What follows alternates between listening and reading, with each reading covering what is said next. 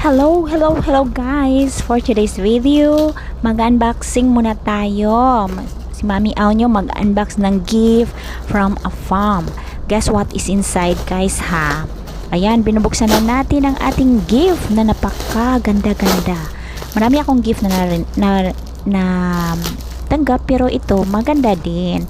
Ito gusto talaga ng a farm na magiging maganda tayo. Ayan, 9 pieces yan lahat. 3 pairs lang yung bra at panty na may partner.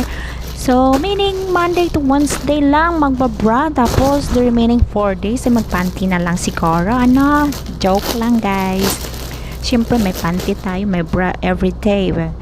Pero, pag Saturday at Sunday, alams nyo na yan. Kung LDR kayo at may AFAM kayo, bahala na kayo ng inyong iisipin. Basta ako, ito, tinatry on ko siya. Sexy na ni Mami Au. Ayan, itry on natin din ang kanyang panty. See-through lahat yan guys para makahinga ng mabuti ang ating itaas at ilalim para hindi siya mangangamoy na.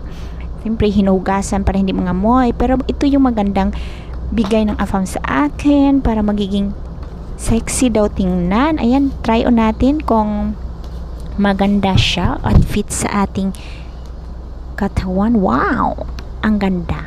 Ayan. Maiihi naman yan ang ating AFAM kapag makita niya yung suot nating ganyan na pair, no? See-through pa yan.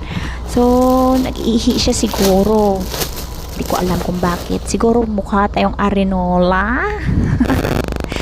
Okay. So, siyempre, thank you so much sa ating gift na natanggap ha. Kayo dyan guys na naghanap ng mga AFAM, yung piliin nyo yung AFAM na mapagbigay talaga kasi madami talagang AFAM na napaka-generous nila. Basta kahit anong gift lang ha, happy ako.